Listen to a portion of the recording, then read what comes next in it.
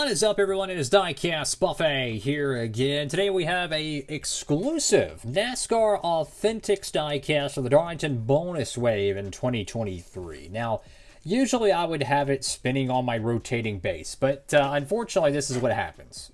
Yeah, it doesn't want to stand up. So the base is pretty much turned off for now, but I just want to, explain that. But anyways, this is a very cool diecast, one of two from this wave that are actually really worth picking up, because the rest you could have already gotten in the Gold Series. I wish there was more exclusive. So I just want to quickly talk about this in case there's any new viewers who haven't been around the channel a while, because we've had a lot of new subscribers recently, so I think this is important. They did a complete rebrand of the packaging. For many, many years, we've had a accessory piece right here, plastic hoods, cards, you name it.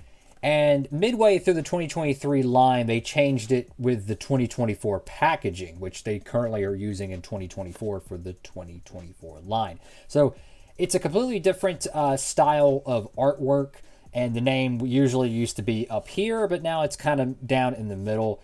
I personally like the older style better. I think 2020 was one. I think it was 2020 or 2021. It was peak, like the best, because it actually incorporated more of the paint scheme. But that's just me. I digress. So I'm going to actually open it up now, and we can finally get to the car. Well, folks. Right, the good old box in. Let's talk about today's diecast in the studio. So this is a throwback to a Kevin Harvick Coast Guard paint scheme. I think it was 2005 or 2006. Anyways, very old school looking paint scheme. I'm kidding. It's only 2005, 2006, but it already makes me feel old. The 21, I believe, was the number he ran, and the paint scheme's pretty much identical. And of course, it has the Bennett logos on there. That's been Austin Hill's main sponsors. You got Bennett right there on the hood, transportation and logistics. He's won what feels like 15 different races with them. I mean, he wins Daytona every year. He wins Atlanta every year. He's won at Pocono, Las Vegas, throw in some other ones. I mean, he's won a ton of Xfinity races. You got Camaro right there in the front, RCR, number 21, ARP, Sunoco, left side of the diecast. Now, one thing that's really important to note about this car is it has the Darlington wheels. These are exclusive to 2023. I don't know if they'll be reusing these for 2024 for any potential Xfinity throwbacks. With that being said, if you were to make a custom of a Xfinity car from 2023, I don't know how many they're going to be making of this. There might be one, maybe two more that might get made in the Authentics line. I don't know.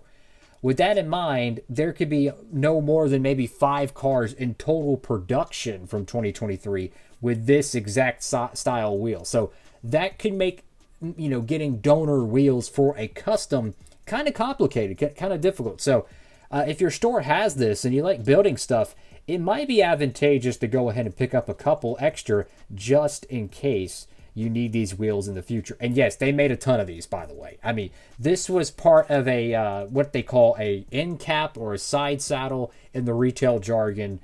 And generally when they do that, that means they're going to overproduce it. And once the promotion date expires on it, then they take it off the cardboard display case, if you will, and they condense it back to its retail home. Well, they made a ton of these. I mean, an absolute ton of these. So I don't think these are going to have any problem with it being overproduced or underproduced, I should say. Got Goodyear there, NASCAR 75th, Xfinity, Cometic, Arrowhead Brass, United Rentals, GlobalIndustrial.com, Bennett, Alsco, South Point, Realtree. You got your 3 race win stickers, and then you have the Austin Hill name logo, which, interesting enough, I think it's intentionally crooked there. Notice how it's at an angle on that side and on this side a little bit. I don't know if that's something Kevin Harvick did with this paint scheme or not, but it appears so. Get your B post decals there. Go to the back end of the diecast. Now, you're not able to get this car at Circle B, because it's an Authentics one. But for all your other diecast shopping needs, make sure you use promo code Diecastbuffet. Hey, if you're looking for another Xfinity diecast, this is a 2024 Ogata car. You can get that over there at Circle B Diecast. Why not? Why not?